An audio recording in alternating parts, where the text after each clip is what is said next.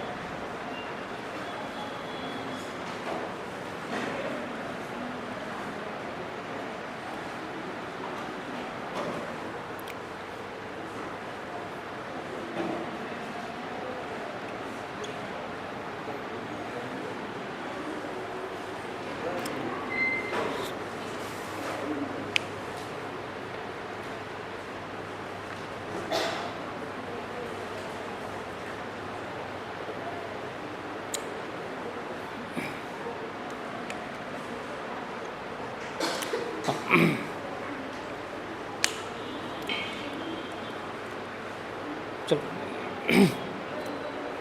आ जाओ।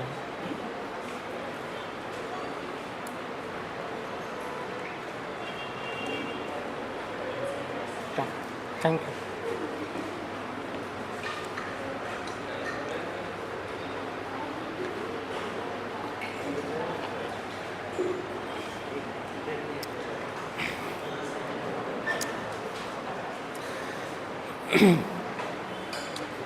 तो इसमें जो है हम लोग का एक केस गया डीसी वाधवा जो है वाद 1987 में, ठीक है। इस केस में जो है यही लेके गया हुआ था कि जो है जो बार बार जो अध्यादेश का जो है प्रयोग किया जा रहा है, क्या वो अध्यादेश की शक्ति का दुरुपयोग है या नहीं है। अब ये वाद में लेके कोई भी पटिशनर जो वाधवा थे, डीसी वाधवा, वो लेके चले गए, ठीक है। डीसी वाधवा वाद वर्सेस जो है भारत संघ वाद है, ठीक है, वो लेके चले गए। और जो है उसमें आरोप लगाया गया कि जो है राज्यपाल या राष्ट्रपति के द्वारा जो है अध्यादेश की शक्ति का बार बार जो है प्रयोग करना एक तरह से क्या है कि जो है उस शक्ति का दुरुपयोग करना है, ठीक है। अब इस केस में क्या, चूँकि पहले ही बताएं कि जो है कोई भी संवैधानिक शक्ति का जो है दुरुपयोग होता है, उस दुरुपयोग को जो है सुप्रीम कोर्ट के द्वारा जो है रोकने का प्रयास किया जाता है, ठीक है। अब इस केस में जो है डीसी वाधवा केस में सुप्रीम कोर्ट जो है डिसीजन क्या दी, ये तो बात की बात है। पहले डेटा हम लोग देखते हैं कि बिहार में जो है एक डेटा आता है, बिहार में जो है राज्यपाल को जो है अध्यादेश की शक्ति प्राप्त है, अध्यादेश की शक्ति प्राप्त है, राज्यपाल भी जारी कर सकता है, ठीक है। अब राज्यपाल बिहार में जो है 1967 से लेकर 1981 तक, 1967 से लेकर 1981 के बीच में जो है 256 बार अध्यादेश जो है जारी किया गया था, 256, ठीक है, 256 बार। हाँ, क्या बोले? बिल्कुल आसान है, राष्ट्रपति का तो बस साइन कर देना अध्यादेश पे। राष्ट्रपति सोचेंगे क्यों? सोचने की शक्ति ही नहीं वहाँ पे। राष्ट्रपति क्यों सोचेंगे? सोचने की शक्ति है ही नहीं वहाँ पे। हो गया, विवेक की शक्ति कहाँ है? यहाँ तो राष्ट्रपति को सिंपल सा है कि मंत्रिपरिषद के सलाह पर यह अध्यादेश जारी करेंगे। तो यहाँ तो राष्ट्रपति को सोचने की शक्ति ही नहीं दिया गया है, सोचेंगे कहाँ से? अब सोचो कि जो है यहाँ पे 256 बार जो है अध्यादेश जारी किया गया, और वो भी एक ही विषय पे, मतलब एक ही अध्यादेश को जो है,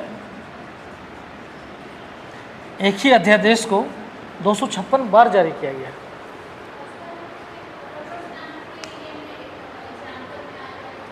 हाँ बिल्कुल आएगा एग्जाम्पल में। मतलब 1967 से अध्यादेश जो जारी करना स्टार्ट किया गया 1981 तक उसको जारी किया गया है। समझ में आया? मतलब जो है जो ये अस्थायी कानून था उसको क्या कर दिया गया, अस्थायी कानून बना दिया गया। नहीं बना दिया गया, मतलब समझ रहे हो, तीन इधर ले लो और 11 साल उधर ले लो, लगभग 14-15 साल जो है चलाया गया खाली अध्यादेश से, परमानेंट कानून नहीं चला दिया गया राज्यपाल द्वारा। समझ रहे? तो ये क्या हो गया, ये इमरजेंसी के लिए था, अब इसको जो है परमानेंट बना दिया गया। मतलब वही स्थिति हो गया कि जो है आपको बोला गया फादर की तरफ से जो है कभी कभार घूम लिया करो। अब यहाँ मालूम चला कि जो है 1 साल में 256 बार घूम ही रहे हैं आप, 365 दिन में, हो गया दुरुपयोग। समझ में? इस तरीके का जो है केस आया। हाँ वही बता रहे हैं, ठीक है। अब ये इस तरीके से आया, ठीक है।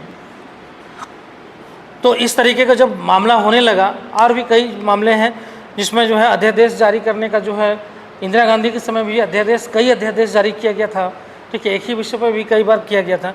तो इस हिसाब से जो है जब इसका दुरुपयोग होने लगा तब एक केस गया DC माधवाबाद, और इसने बोला कि भाई ये तो दुरुपयोग है, भाई यहाँ तो इमरजेंसी के लिए दिया गया है कि भाई आप इमरजेंसी के रूप में जो है आप अध्यादेश जारी करो जब आपको बहुत तत्काल आवश्यकता हो। लेकिन यहाँ तो मालूम चल रहा है कि जो है बार बार एक ही विषय पे, ये भी होता है कि अलग अलग विषय पर जारी कर रहे, एक ही अध्यादेश का समाप्ति हो रहा फिर जारी कर दे रहे, फिर समाप्ति हो रहा फिर जारी कर दे रहे। तो एक ही बार अध्यादेश को जारी करना, ये तो सीधा का सीधा क्या है, शक्ति का पूरा दुरुपयोग किया जा रहा है, मिसयूज किया जा रहा है, और ये नहीं करना चाहिए, ये संवैधानिक रूप से गलत है। तब ये जो है केस गया, और उस केस में सुप्रीम कोर्ट ने जो है जो डिसीजन दिया, वो डिसीजन में उसने दिया कि शक्ति का, अध्यादेश की शक्ति का दुरुपयोग नहीं किया जा सकता है। सुप्रीम कोर्ट डिसीजन दिया कि अध्यादेश की शक्ति का दुरुपयोग नहीं किया जा सकता है।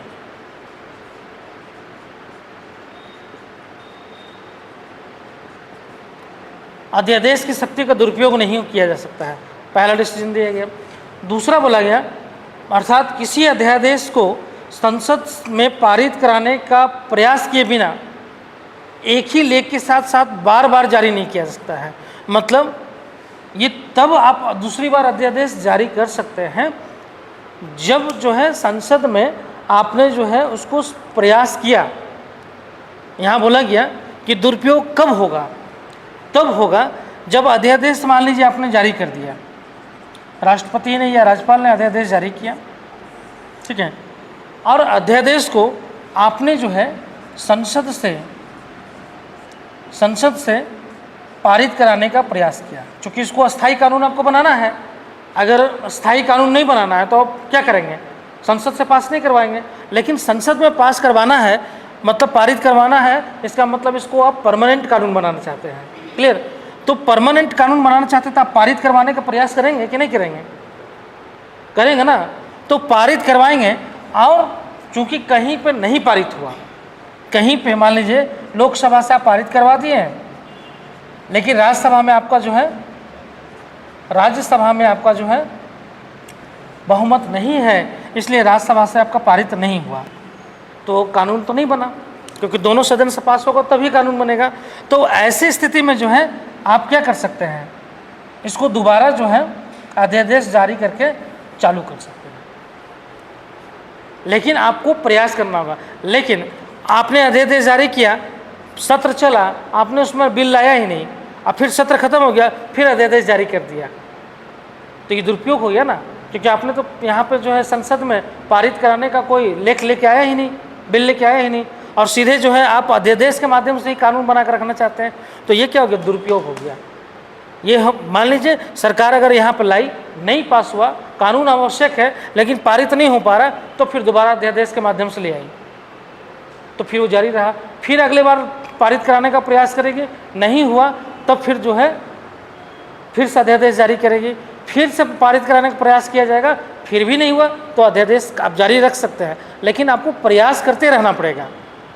3 तलाक में यही था, 3 तलाक जब अध्यादेश जारी किया गया तो फिर उसको संसद के पटल में लाया गया, उसको बिल को, और संसद के पटल से पारित कराने का प्रयास किया गया।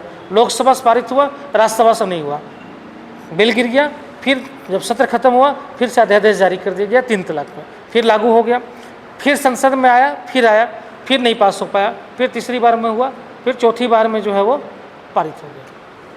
तो प्रयास आपको करते रहना पड़ेगा। अगर आप प्रयास कर रहे हैं और पारित नहीं हो रहा है और फिर अध्यादेश जारी कर रहे हैं तो इस शक्ति का दुरुपयोग नहीं है। क्यों? क्योंकि आवश्यक है वो कानून, लेकिन आपने प्रयास किया लेकिन पास नहीं हो पा रहा है। लेकिन आप प्रयास नहीं कर रहे और बार बार अध्यादेश के द्वारा जो है ले आ रहे हैं कानून को, तब ये क्या हो गया? दुरुपयोग हो गया। हाँ, उसी में है?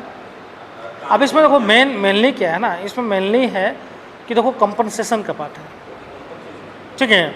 पहले क्या था कि जो भी तलाक होता था कंपनसेशन नहीं होता था, ठीक है। तो कंपनसेशन नहीं होता था तो इसके कारण क्या था आर्थिक इकोनॉमिकल रूप से जो है जो मुस्लिम महिलाएं थी उनकी जो है आर्थिक स्थिति खराब हो जाती थी। क्योंकि अब कंपनसेशन का प्रोविज़न नहीं है तो अगर उसको आप तलाक दे दिए तो फिर वो खाएगी पिएगी या बच्चे उसके हैं, फिर वो उसका कैसे आर्थिक व्यवस्था चलेगा? कंपनसेशन तो मिल नहीं रहा है, तो उसकी जो सामाजिक स्थिति है और आर्थिक स्थिति दोनों गिर जाती थी। तो सरकार ने जो है राइट टू इक्वलिटी के आधार पर ये लेके आया कि महिलाओं को जो है राइट टू इक्वलिटी चाहिए, चाहे वो किसी भी धर्म का हो। और चूँकि सामाजिक और आर्थिक रूप से जो है गिर जाना, उनकी स्थिति गिरना क्या है कि जो है सामाजिक और आर्थिक जो है उठाने का है ना, इक्वलिटी न्याय लाने की बात किया गया है। तो इसके लिए जो है सरकार ने क्या किया कि जो है बोला कि जो ये प्रथा है 3 बार तलाक, चूँकि ये प्रोसेस नहीं है, ये सिर्फ मौखिक रूप से जो है या लिखित रूप से आप 3 बार बोल दिए और तलाक हो जाता है, और तलाक होने के बाद जो है कंपनसेशन भी नहीं दिया जाता है। इस तरह बहुत सारी महिलाएं हैं जिनको इस तरीके से छोड़ दिया जाता है और जिनकी आर्थिक और सामाजिक स्थिति बदतर हो जाती है। तो इस स्थिति को कैसे सुधारा जाएगा? तो जो ये प्रथा है इस पर रोक लगाया जाए। तो रोक लगाने के लिए क्या हुआ? कानून लाया गया। ऐसे बोला गया कि आप 3 बार तलाक बोल के आप किसी को डाइवोर्स नहीं दे सकते हैं। समझ में? ये कोई प्रथा नहीं है। चूँकि संविधान बेंच में भी गया और बोला गया कि क्या ये धार्मिक मामला है? धर्म में ऐसा है कि 3 बार अगर तलाक बोल दिया जाए तो तलाक हो जाता है? क्या शरीयत में ऐसा लिखा हुआ है? क्या हदीस में लिखा हुआ है? क्या कुरान में लिखा हुआ है? समझ में?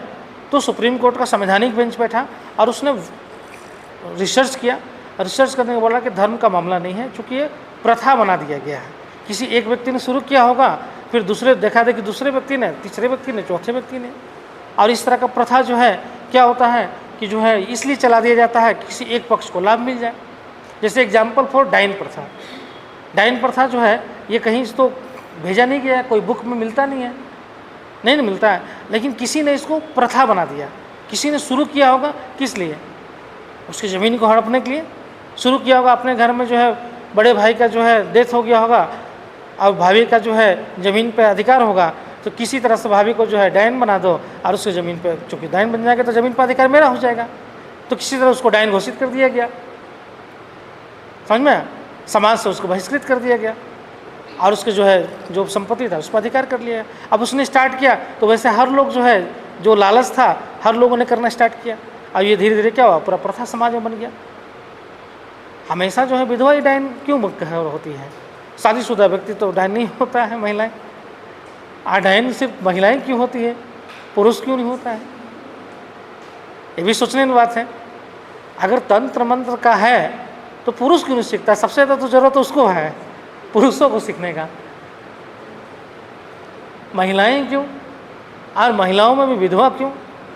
तो ये जो है सामाजिक कुप्रथा नहीं था, बल्कि ये आर्थिक जो है हित के लिए था। इसको सामाजिक बना दिया गया। समझ में? क्यों? क्योंकि विधवा के पास ही जो है ज़मीन का अधिकार होता था और उसको किसी तरह से साइड कर दो और उसकी ज़मीन पर हथियार लो, यही था। पुरुष की ज़मीन पर थोड़ा हथियार लेंगे और लाठी लेके खड़ा हो जाएगा। समझ में? तो ये प्रथा था। उसी तरह संविधान जब कॉन्स्टिट्यूशन बेंच बैठा तो उसने बोला कि नहीं ये जो है एक तरह से एक प्रथा चला, ये कहीं भी धर्म में नहीं लिखा हुआ है, और इसलिए जो उसने खारिज कर दिया।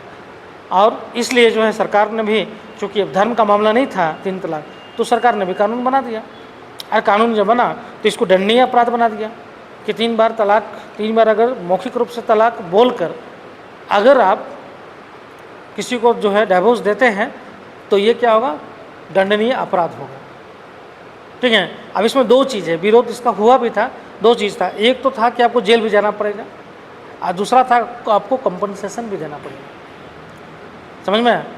तो जेल तो अगला बार तो उधर से पाया कि भाई जेल चला जाएगा तो कंपनसेशन कहाँ से देगा, अगर वो जेल ही चला जाएगा तो कंपनसेशन कहाँ से देगा भाई वो, है ना। तो सरकार बोले कि उसका जो संपत्ति होगा उसको बेच के सब कंपनसेशन मिलेगा, है ना। सरकार बोला कि भाई उसकी संपत्ति होगा ना, प्रॉपर्टी होगा ना, उस प्रॉपर्टी पे हिस्सा मिलेगा उसको कंपनसेशन के रूप में। तो ये बना दिया गया, मतलब इसलिए बनाया गया, बोला गया कि अगर ये नहीं बनाएंगे तो फिर तो हर कोई बोल के निकल जाएगा। अगर अब डर है कि भाई ये बोलेंगे तो जेल भी जाना पड़ेगा तो लोग नहीं बोलेंगे।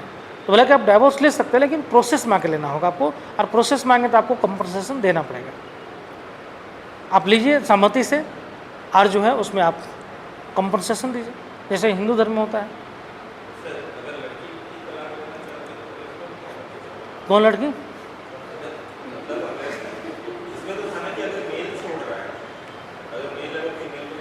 लेडीज़ को नहीं है उसमें, नहीं, तो कंपनसेशन का अधिकार नहीं है। शोषित वर्ग जो होता है वो कंपनसेशन नहीं देता है ना, जो शोषण करने वाला था वो कंपनसेशन देता है।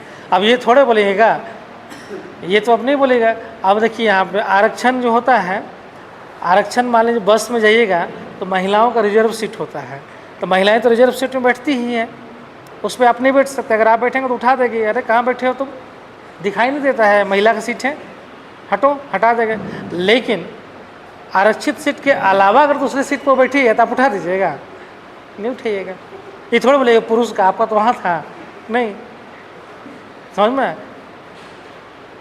इसलिए क्योंकि वो शोषित वर्ग रही है, सामाजिक रूप से दबा हुआ वर्ग है, इसलिए उसको जो है प्रोटेक्शन मिला हुआ है। जैसे हम बताते हैं, आप थोड़ी लगा सकते छेड़खानी का आरोप, हाँ, कुछ भी डिपेंडेंट हो तो भी नहीं होगा, तो भी नहीं होगा। सेल्फ डिपेंडेंट है, क्या हो गया? अरे सेल्फ डिपेंडेंट 100 में कितना परसेंट है?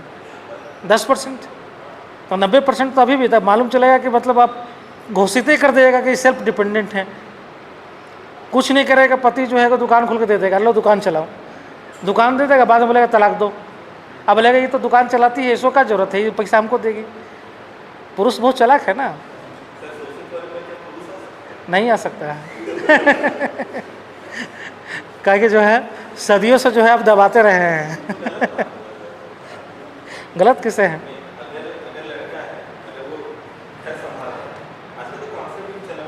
हाँ,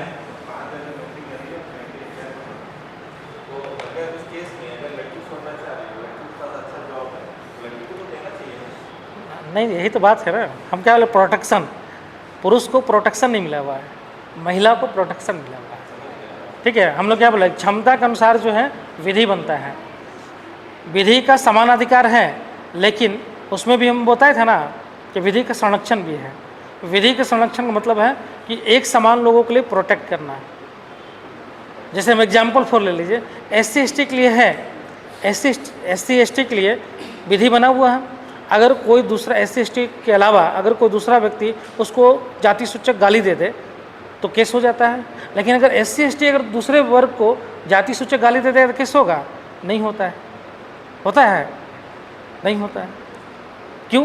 क्योंकि ये प्रोटेक्शन मिला हुआ है एक समान लोगों को। ठीक है, तो उसी तरह महिलाओं का भी है। महिलाओं के लिए जो है छेड़खानी सेक्सुअल हरासमेंट एक्ट बना हुआ है। ठीक है, या जो है उनको छेड़खानी का परिभाषा दिया हुआ। छेड़खानी पुरुष ही कर सकता है, महिला नहीं कर सकती है वो एक्ट में दिया हुआ है कि अगर पुरुष जो है छेड़खानी करेगा, क्या एक्ट करेगा जिसमें छेड़खानी में आएगा।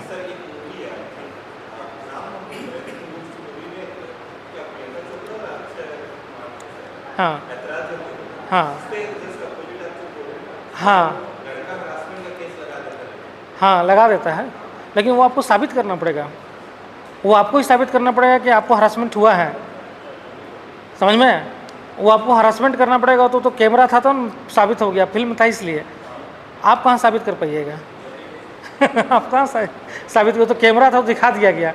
ठीक है, साबित करना बहुत मुश्किल है। ठीक है।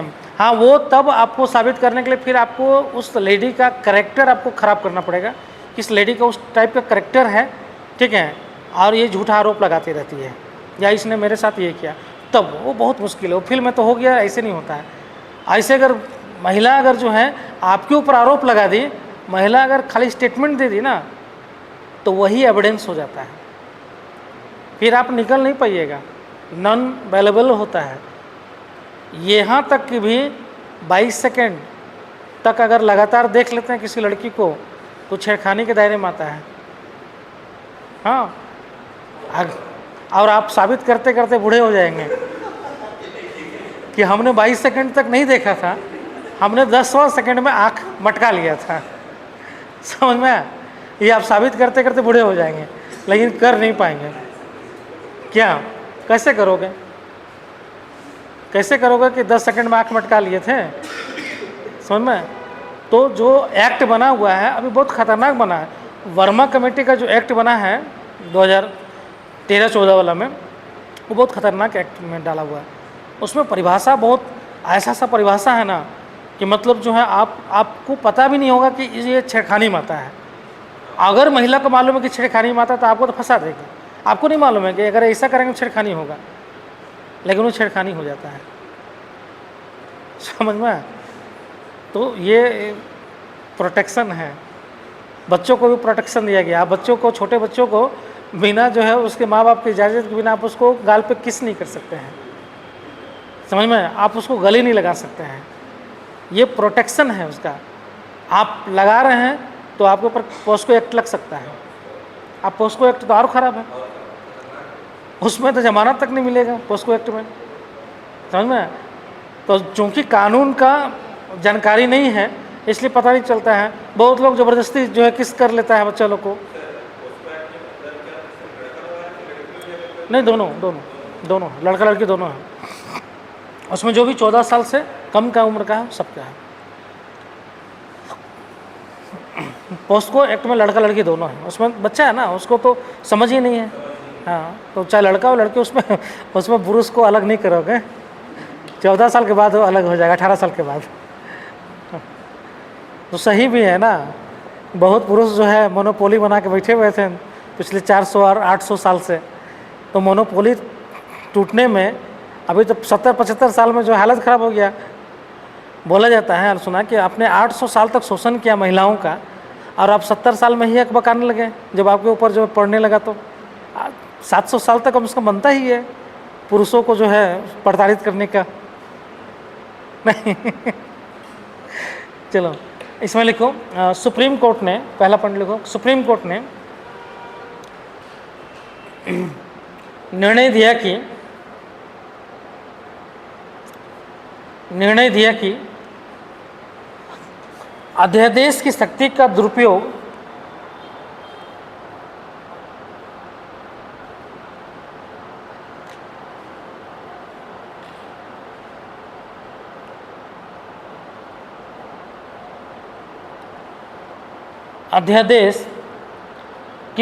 दुरुपयोग नहीं किया जा सकता।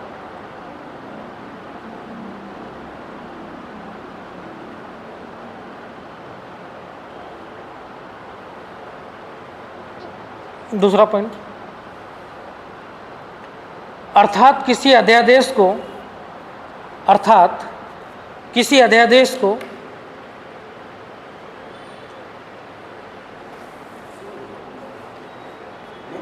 हाँ, नेक्स्ट पॉइंट, अर्थात किसी अध्यादेश को संसद में पारित कराने का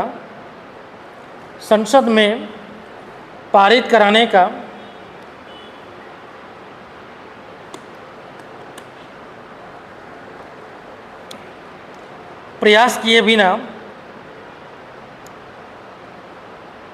एक ही लेख के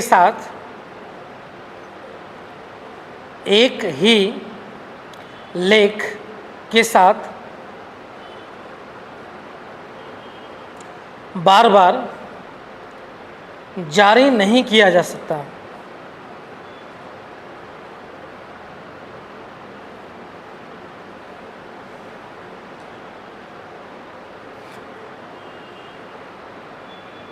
जैसे बिहार में राज्यपाल ने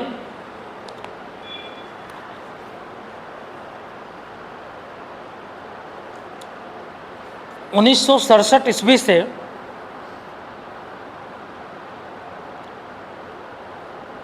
1967 ईस्वी से 1981 ईस्वी के मध्य एक ही अध्यादेश को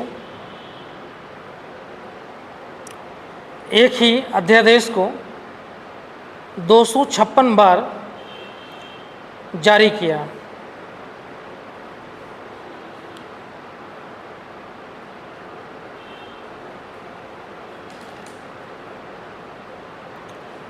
नेक्स्ट पॉइंट, न्यायालय ने कहा कि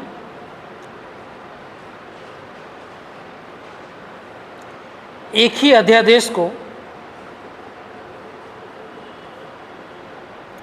न्यायालय ने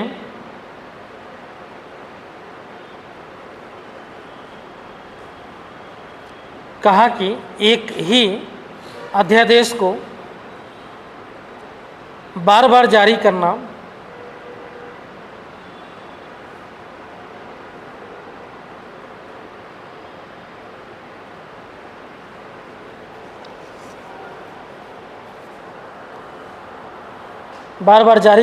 कार्यपालिका द्वारा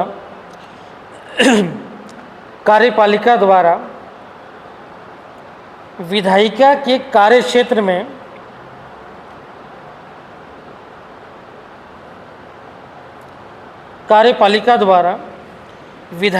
कार्यक्षेत्र में हस्तक्षेप है।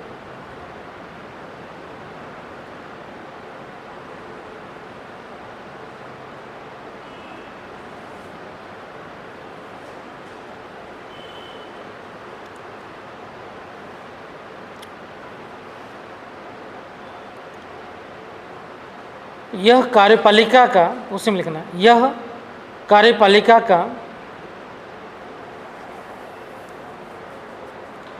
विधायिका के कार्यक्षेत्र में अतिक्रमण है। यह कार्यपालिका का विधायिका के कार्यक्षेत्र में अतिक्रमण है।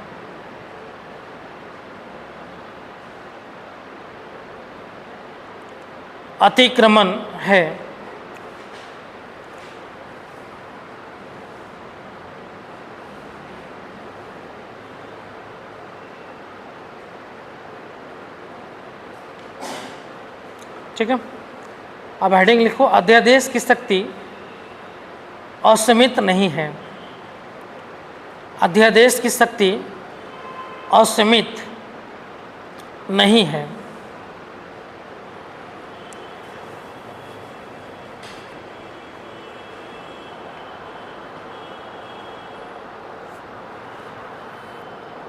पहला पॉइंट लिखो,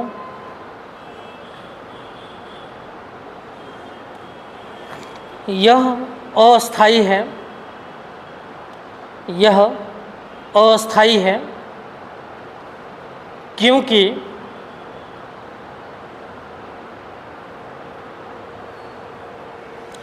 दोनों सदन के सत्रों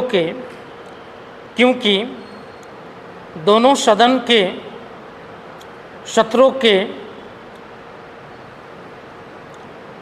आरंभ होने के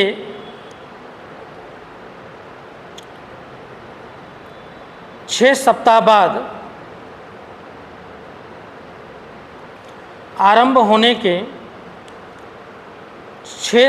बाद यह स्वतः ही समाप्त हो जाता है।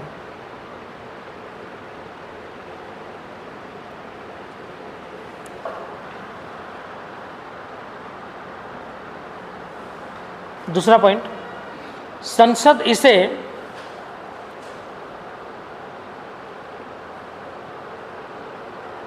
संसद इसे पहले भी समाप्त कर सकती है।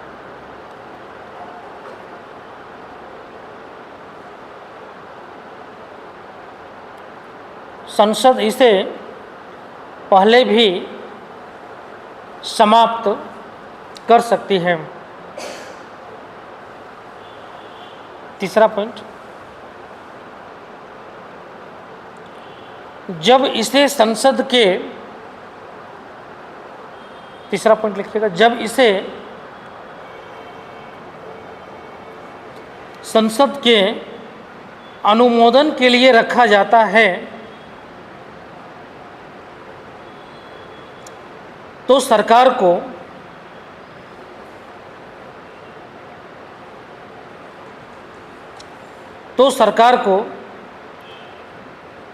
इसे जारी करने के कारणों का स्पष्टीकरण देना पड़ता है।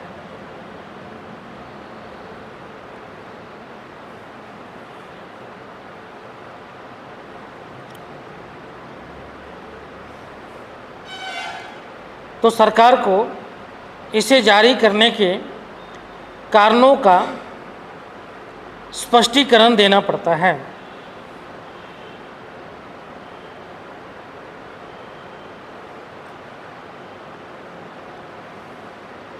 नेक्स्ट, इसे जारी करने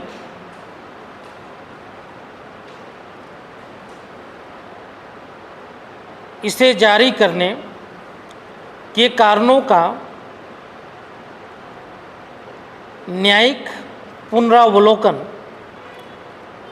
मतलब होता है जुडिशियल रिव्यू या न्यायिक समीक्षा, न्यायिक पुनरावलोकन लिख दें।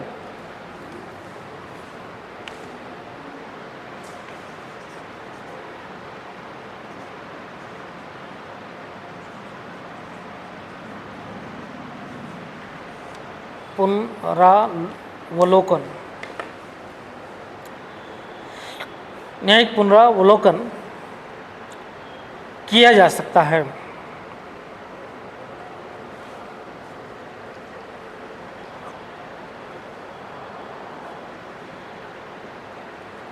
नेक्स्ट, न्यायालय ने माना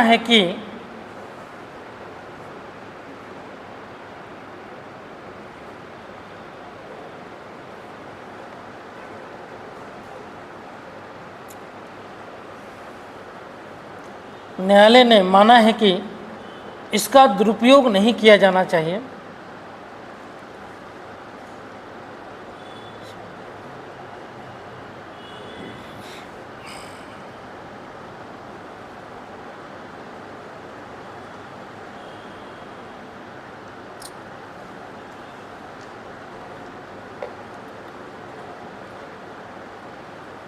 नेक्स्ट पॉइंट लिखो, जब इसका दुरुपयोग किया जाता है, जब इसका दुरुपयोग किया जाता है तो सरकार पर नैतिक दबाव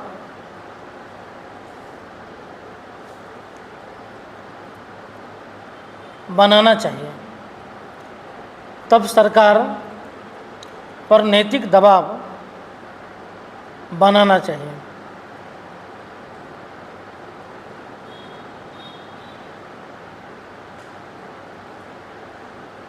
ठीक है।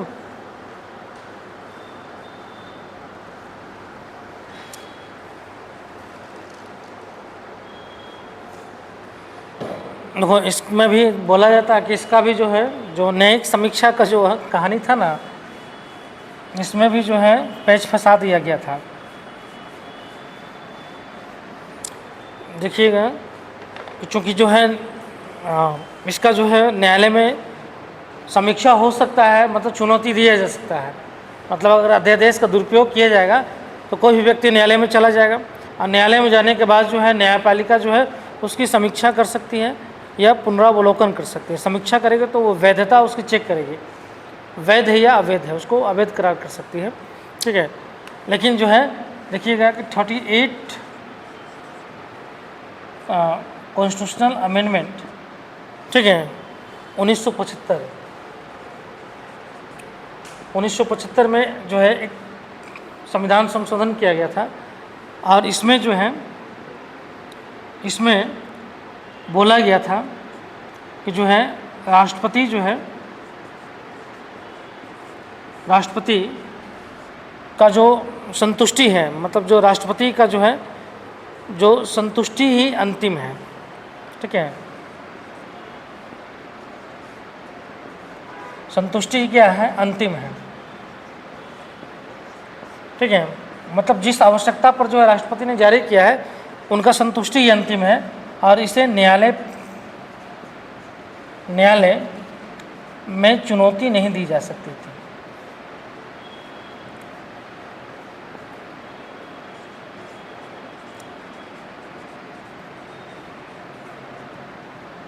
उसको न्यायालय में चुनौती नहीं दिया जा सकता था। ठीक है, 38 जो है कॉन्स्टिट्यूशनल अमेंडमेंट पास किया गया था 1975 में। आज जो सिंपल सा बात था, जो न्यायपालिका का जो समीक्षा का अधिकार था उसको छीन लिया गया था अध्यादेश पे। ठीक है, अध्यादेश का जो समीक्षा का अधिकार था,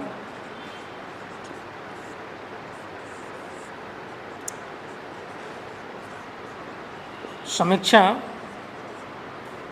का अधिकार को जो है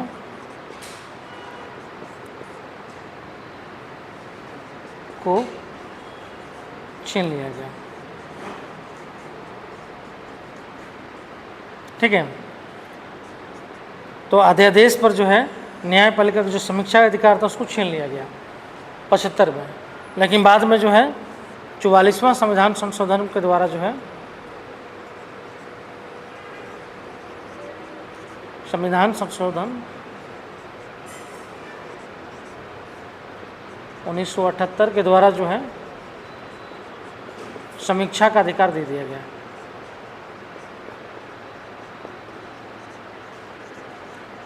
अधिकार दिया गया। ठीक है, मतलब इसको समाप्त कर दिया गया।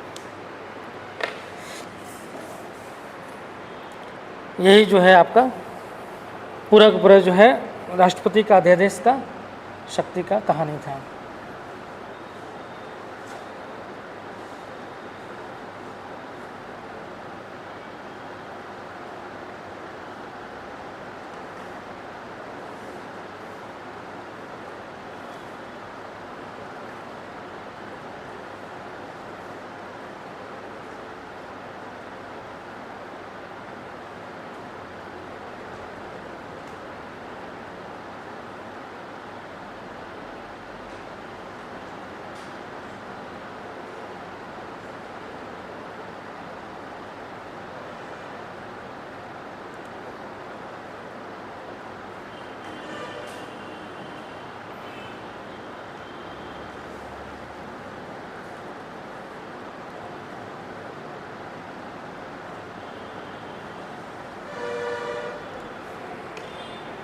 क्लियर कि आपको राष्ट्रपति का जो है शक्ति और कार्य सब खत्म हो गया। जो मेन कार्य था वो सारा कुछ बता दिया। कोई डाउट है? कोई डाउट है तो अभी तक राष्ट्रपति का नहीं है?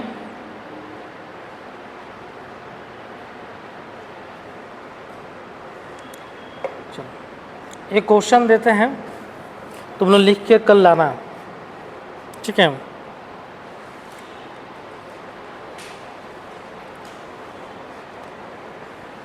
और नहीं लिख के लाओगे तो फिर लिखवाएंगे यहीं पे।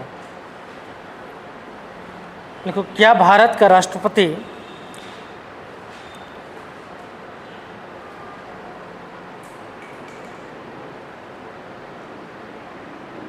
एक रबर स्टंप, क्या भारत का राष्ट्रपति एक रबर स्टंप मात्र है?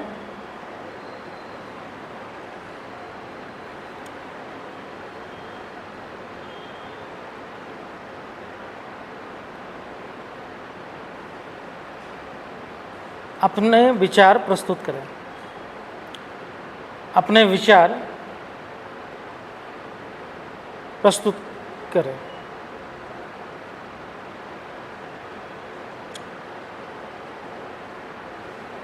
ठीक है, सीधा क्वेश्चन दिए हैं, लिखने में ज़्यादा तकलीफ नहीं होगा, समझने में दिक्कत तो नहीं ना है। रबर स्टंप है या नहीं है राष्ट्रपति, आप सब पढ़ लिए हैं राष्ट्रपति के बारे में, अब राष्ट्रपति के बारे में मालूम है आपको सब कुछ, तो रबर स्टंप है या नहीं है ये आपको बताना है। ठीक है,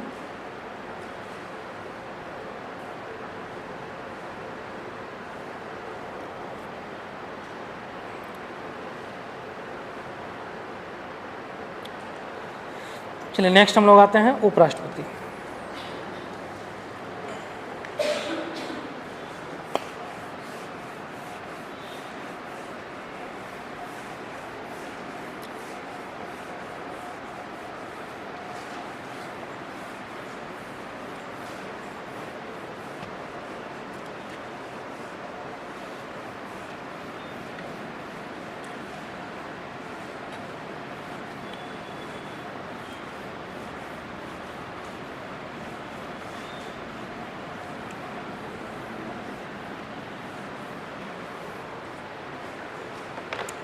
ठीक है,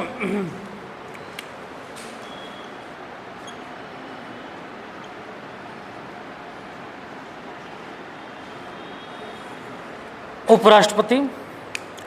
ठीक है, उपराष्ट्रपति का जो है संविधान में जो है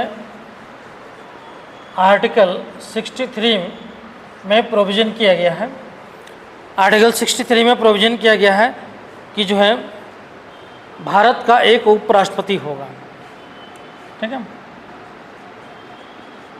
भारत का एक उपराष्ट्रपति होगा,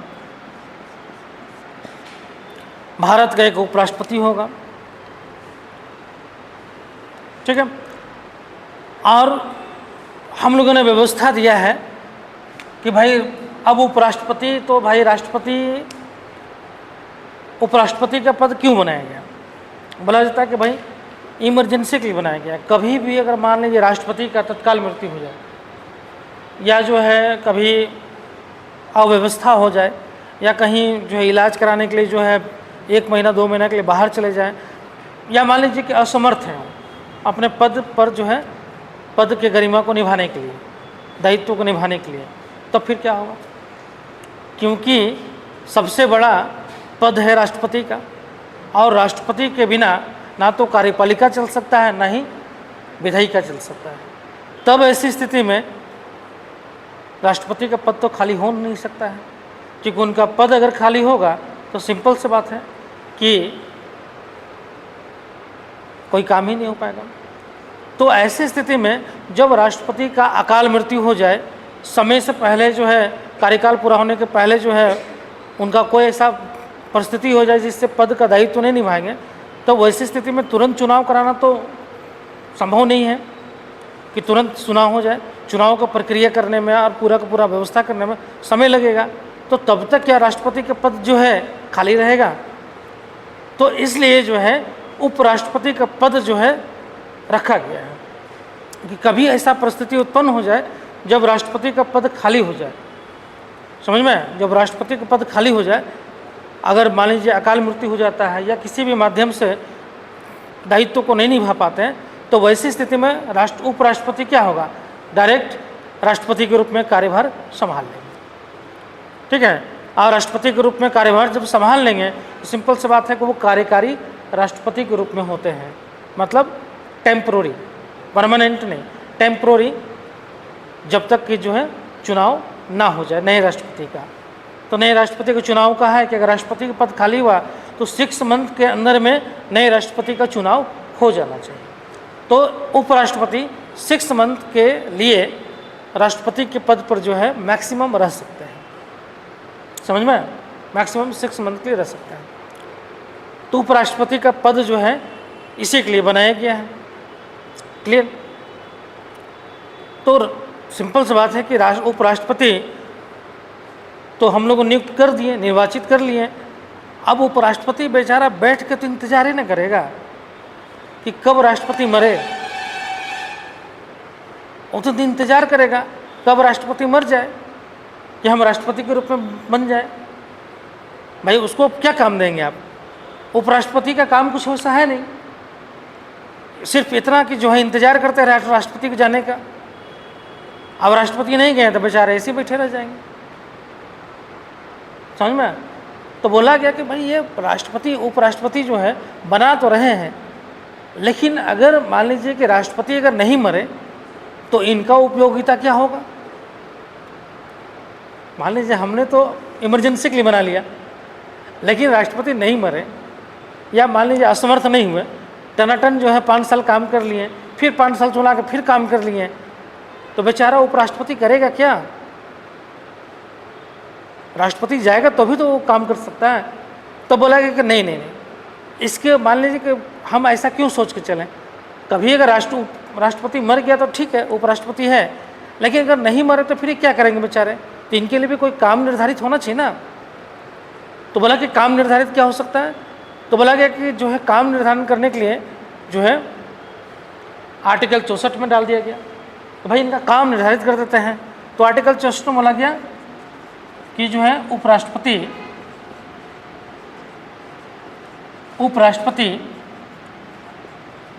राज्यसभा के पदेन अध्यक्ष होंगे,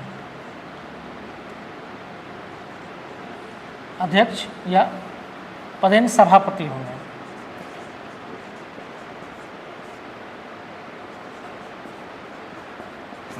पदेन सभापति होंगे। आर्टिकल 64 में प्रोविजन कर दिए। भाई ये क्या करेंगे? भाई इनको तो भाई चुपचाप बैठा कर नहीं रखना है, सैलरी उलरी तो देना ही है। बैठे बैठे ऐसे भी जो है फ्रस्ट्रेट हो जाएंगे, है ना। तो सभापति के रूप में जो है इसका प्रोविजन कर दिए हैं। जैसे अमेरिका में जो है उपराष्ट्रपति का भी कोई काम ऐसा नहीं है, तो अमेरिका में भी जो है कर दिया गया है कि अमेरिका का जो उपराष्ट्रपति हैं वो भी सीनेट के पदेन अध्यक्ष होते हैं। समझ में आया? अमेरिका के उपराष्ट्रपति सीनेट के जो है अध्यक्ष होते हैं, चेयरमैन होते हैं। तो उसी तरीके से हम लोगों ने क्या किया कि हम लोगों ने भी उपराष्ट्रपति को जो है राज्यसभा का पदेन, सीनेट उनका हाई जो है असेंबली है ना, और कांग्रेस जो उनका लो असेंबली है, ठीक है। तो हम लोगों ने बोला कि भाई हम लोग भी जो है उपराष्ट्रपति को क्या करें, राज्यसभा का सभापति बना दें। समझ में आया? तो हम लोगों ने ये प्रक्रिया कहाँ से उठा लिया? अमेरिका से। तो उपराष्ट्रपति का पद हम लोगों ने कहाँ से उठा लिया? अमेरिका से। और प्रोविज़न हम लोगों ने कर दिया। अब इसीलिए जो है बना दिए। अब उपराष्ट्रपति के बेचारे का काम हम लोग दे दिए कि अब भाई बैठे रहने से कोई फ्रस्ट्रेशन ज़्यादा आएगा, है ना। तो इससे अच्छा है कि अब राज्यसभा में जाइए, चेयर संभालिए, राज्यसभा में जाकर जो है पदेन है, पदेन है मतलब जो उपराष्ट्रपति बनेगा वो ऑटोमेटिक जो है क्या होगा, पदेन मतलब होता है जो जिस पद के लिए पदेन है उस पद में ऑटोमेटिक वो सभापति बन जाएगा। जो उपराष्ट्रपति बनेगा वो सभापति बनेगा। समझ? जैसा मैं बोलता ना कि नीति आयोग का पदेन अध्यक्ष प्रधानमंत्री है, तो जो प्रधानमंत्री होंगे वो नीति आयोग के अध्यक्ष भी होंगे ऑटोमेटिक, उसको चुनने उनने को जरूरत नहीं है। समझ में आया? तो इसलिए देखते हैं उपराष्ट्रपति जो है बेचारे बहुत फ्रस्ट्रेट रहते हैं, राज्यसभा में गुस्साते रहते हैं, क्योंकि बेचारे इंतजार करते रहते हैं कि राष्ट्रपति बनेंगे, लेकिन बन नहीं पाते हैं, राष्ट्रपति जाते ही नहीं है जल्दी, तो जो है गुस्साते रहते हैं, राज्यसभा में सबको लताड़ते रहते हैं, है ना। और उसके अलावा कोई काम नहीं है। फिर बाकी काम उनका सांस्कृतिक वगैरह है, कहीं चले गए, मन नहीं लगा तो दूसरे देश में यात्रा में चले गए, कुछ विश्वविद्यालय में भाग ले लिए, है ना। कुछ विश्वविद्यालय का भी उनको चांसलर बना दिया गया है ना। तो वहाँ भी जाकर जो है भाग ले लेते हैं, है ना। कहीं सांस्कृतिक प्रोग्राम हुआ, कल्चरल प्रोग्राम हुआ तो वहाँ पर चले गए। कभी कोई जो है उस तरह का जो है आप बेचारे को अवार्ड भी नहीं बांटना है उनको, है ना। सब अवार्ड तो राष्ट्रपति ही बांटते हैं, भारत रत्न से लेकर पद्मश्री तक, तो वो भी नहीं बांट सकते हैं। तो और कोई काम तो है नहीं, यही हो सकता है कि वहाँ बैठ सकते हैं, देखेंगे अवार्ड में, कहीं पर कोई समारोह हो रहा तो वहाँ पर जाएंगे। तो लगभग उनका जो है अदृश्य वाला स्थिति होता है उपराष्ट्रपति का, सिर्फ एक ही जगह दृश्य आता है, वो है सभापति के रूप में, बस। उसके अलावा वो गायब रहते हैं। तब हो सकता है जब राष्ट्रपति ना रहे, तब उनका जो है नेम आ जाएगा राष्ट्रपति के रूप में, ठीक है। तो यही उपराष्ट्रपति का है। अब बस यही सब चीज़ों में है कि राष्ट्रपति का जब राष्ट्रपति का आकस्मिक मृत्यु हो जाए, महाभियोग का प्रस्ताव हो जाए, अचानक इस्तीफा दे दे राष्ट्रपति कार्यकाल पूरा होने के पहले, तो वैसी स्थिति में जो है उपराष्ट्रपति का पद रखा गया है। बाकी वो सभापति के रूप में कार्य करते रहते हैं। वही पावर और शक्ति होता है जो लोकसभा में लोकसभा के अध्यक्ष का होता है। ठीक है, क्या बोला? राष्ट्रपति बनने का? हाँ, कई बार आया है ना, आया है, मौका आया है। अरे एक समय तो ऐसा हुआ कि दोनों चले गए, राष्ट्रपति भी और उपराष्ट्रपति भी, दोनों निकल गए। तो मालूम चला कि जो है फिर मालूम चीफ जस्टिस को बनना पड़ा, एम हिदायतुल्लाह को, है ना। तो ये होता है।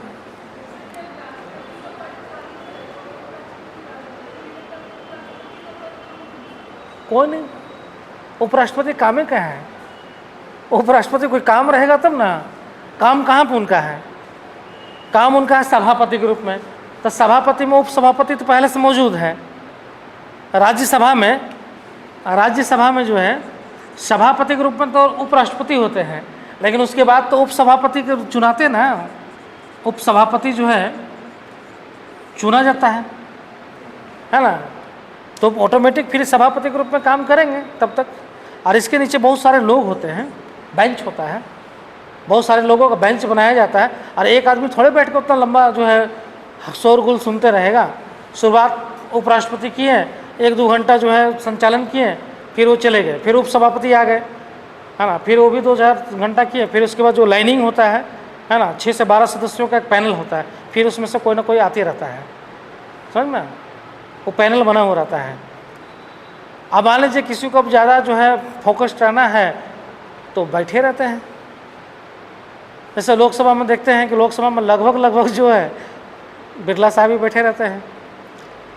मतलब अगर सुबह 11 बजे होंगे तो अभी भी हमको लगता है वही बैठे होंगे, है ना, क्योंकि वहाँ तो अभी डिप्टी स्पीकर है ही नहीं, समझ में, क्योंकि उसी के लिए अभी मारामारी चल रहा है डिप्टी स्पीकर के लिए, कि डिप्टी स्पीकर जो है किसी को बनाना है।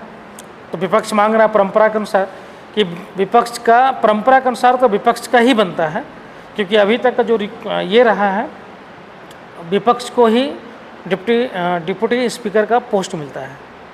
नियम नहीं है, लेकिन परंपरा है। अटल बिहारी वाजपेयी के समय में भी विपक्ष का था, नरसिंह राव के समय में भी विपक्ष का स्पीकर था, मनमोहन सिंह का 10 साल कार्यकाल में भी विपक्ष का ही स्पीकर था, बीजेपी का ही था। 2014 में पहली बार हुआ कि विपक्ष के स्पीकर का पद नहीं दिया गया, परंपरा को तोड़ दिया गया। और उसमें जो है जो सत्ता पक्ष के जो 2014 में AIDMK को जो है, AIDMK करके है जो बीजेपी का गठबंधन का जो है तमिलनाडु की पार्टी है, तो उसको जो है उपसभापति को दिया गया था। चूँकि वो समर्थक दल था तो उसको, उसके एक सदस्य को बनाया गया था। उसमें विरोध हुआ था कि जो है ये विपक्ष का है, चूँकि विपक्ष में नहीं हुआ, आपके साथ गठबंधन में है तो सत्ता पक्ष में है, तो उसको आप नहीं दे सकते हैं। लेकिन जो है नहीं दिया गया। 2019 में जो है 2019 से 24 तक जो है इस डिप्टी स्पीकर का पोस्ट ही नहीं क्रिएट किया गया, मतलब उसको भरा ही नहीं गया, किसी को देना ना पड़े, समझ में। 2024 में विपक्ष जो है अड़ा कि जो है डिप्टी स्पीकर का पोस्ट जो है किसको मिलना चाहिए, विपक्ष को मिलना चाहिए। इसी को लेकर जो है बवाल चल रहा है। अभी तो पता नहीं, अभी डिप्टी स्पीकर का अभी तो कुछ हुआ ही नहीं है। बीजेपी देना नहीं चाहती, विपक्ष लेना चाहती है। कारण है कि मान लीजिए स्पीकर जो है सत्ता पक्ष की तरफ से जो है कार्य करने लगे तो उस समय जो है डिप्टी स्पीकर तो कम से कम रोकेंगे, सदस्यों को बोलने का मौका देंगे। और कभी भी अगर मान लीजिए अध्यक्ष के खिलाफ अविश्वास प्रस्ताव आ गया हटाने का, तो उस समय जो है अध्यक्ष कुर्सी पर नहीं रहेंगे, तब उस समय डिप्टी स्पीकर ही जो है कुर्सी पे होता है और पूरा संचालन वही करेगा। तो विपक्ष को तो हिम्मत मिल जाएगा ना, उसका पार्टी के सदस्य रहेगा। तो इसलिए जो है बीजेपी भी नहीं देना चाहती है, कहीं ऐसा ना हो कि इन लोग जो है प्रस्ताव लेके आ जाए। क्योंकि वो सिंपल सी बात है, जो गठबंधन है ना, बहुमत होता तो कोई डर नहीं होता, बहुमत नहीं है। और 2 पार्टी का जो संख्या है, नीतीश कुमार का और जो है TDP का, उन पर भरोसा नहीं है, कब पलटी मार देंगे कोई भरोसा नहीं है। नीतीश कुमार तो अभी से एजेंडा सेट कर दिए, आप वो दबाव बनाना स्टार्ट कर दिए, क्योंकि अभी सरकार बहुमत साबित नहीं की है, अभी बहुमत साबित करना बाकी है। समझ में, अभी तो सरकार गठन हो गया है, लेकिन बहुमत अभी लोकसभा में कहाँ साबित हुआ है। अभी तो बहुमत साबित होगा, तो उसके पहले दबाव बनाना स्टार्ट हो गया कि बिहार को विशेष राज्य का दर्जा मिलना चाहिए, है ना। अभी मौका आप नहीं दीजिएगा तो फिर वहाँ पे जो खेला करना स्टार्ट कर देगा कि भाई आप दीजिए, नहीं तो फिर हम वहाँ नहीं देंगे बहुमत। उसके अलावा जो है और कुछ था उसमें, बिहार को विशेष राज्य का दर्जा देने का बात था। कौन सा? हाँ, उसके अलावा था कि जो है आरक्षण जो अभी हाई कोर्ट खारिज किया है, जो बिहार सरकार जो है 66% आरक्षण ले गई थी ओबीसी SC/ST को मिलाकर, तो उसको हाई कोर्ट खारिज कर दिया। 50% के कैप के ऊपर जाने पर जो है वो खारिज कर दिया। तो अब जो है चाहते हैं कि उसको जो है संसद पास करके 9वीं अनुसूची में डालें, है ना, 9वीं अनुसूची में डालें। तो वो भी मांग किया गया है कि आरक्षण को सीमा को बढ़ाकर जो है 9वीं अनुसूची में डाला जाए। अब जो है वो अपने कार्यकारिणी देखो माहौल बनाना स्टार्ट कर दिए। कार्यकारिणी से अगर जदयू के कार्यकारिणी सभा में जो है उस प्रस्ताव को पास कर दिया गया और डिमांड रखा गया कि सरकार को बिहार राज्य को विशेष दर्जा दे और ये चीज़ जो है 9वीं अनुसूची में डालें। अब बीजेपी सरकार के ऊपर जो है दबाव बना दिया गया। अब बात किया जाएगा तो भाई आप हमको दीजिए, हम सपोर्ट तभी न करेंगे, आप विशेष राज्य का दर्जा दीजिए। वो लंबा कहानी है, वो बाद में बताएंगे, है ना। लेकिन विशेष राज्य का दर्जा में जैसे बहुत सारी योजनाओं में जो है लाभ मिल जाता है। जैसे योजना है जहाँ पे राज्य और केंद्र दोनों को भागीदारी है, तो विशेष राज्य का दर्जा अगर ऐसे जनरली है तो 75-25 का 65-35 का चलता है, लेकिन विशेष राज्य का हो जाएगा तो 90-10 का हो जाएगा रेशियो, है ना। तो 10% राज्य देगा, 90% केंद्र देगा, तो वो हो जाएगा। प्लस पैकेज उसको स्पेशल मिलता है, टैक्सेशन में बहुत सारा छूट मिल जाता है, उसको अनुदान ज़्यादा मिलता है, तो बहुत सारा फ़ायदा है डेवलप करने के लिए। विशेष राज्य का दर्जा जो है पार्लियामेंट ही दे सकती है। अभी बहुत सा पूर्वोत्तर का राज्य है, गुजरात भी है ना। हाँ, गुजरात भी है विशेष राज्य का दर्जा में, गुजरात भी है ना। और भी बहुत सारा चीज़ें हैं। क्या बोले? है, उसी में तो बिहार का फुलफिल नहीं हो पा रहा है, इसीलिए मतलब उसमें कुछ है जो नहीं हो पा रहा है, जिसके कारण जो है सरकार उसको रिजेक्ट कर देती है। लेकिन बोला कि भाई वो तो बदला जा सकता है, चेंज कर दीजिए उसको, है ना। तो दबाव होने लगा। चलो लिख लें आर्टिकल 63 भारत का एक उपराष्ट्रपति होगा। आर्टिकल 64 उपराष्ट्रपति राज्यसभा का पदेन सभापति होगा, लिख लिए। उसमें लिखिए, उसी के नीचे लिखिएगा उपराष्ट्रपति का पद अमेरिकी संविधान से लिया गया है।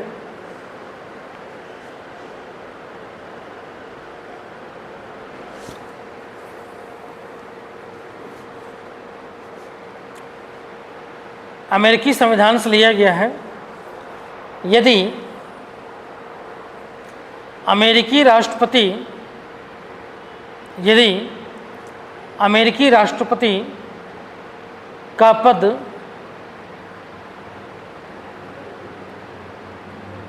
आकस्मिक रूप से रिक्त हो जाए,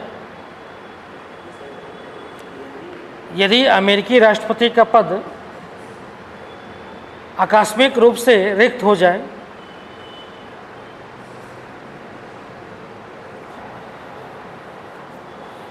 तो उपराष्ट्रपति उसके कार्यकाल को पूरा करता है। तो उपराष्ट्रपति उसके कार्यकाल को पूरा करता है, जबकि भारत में ऐसा नहीं है।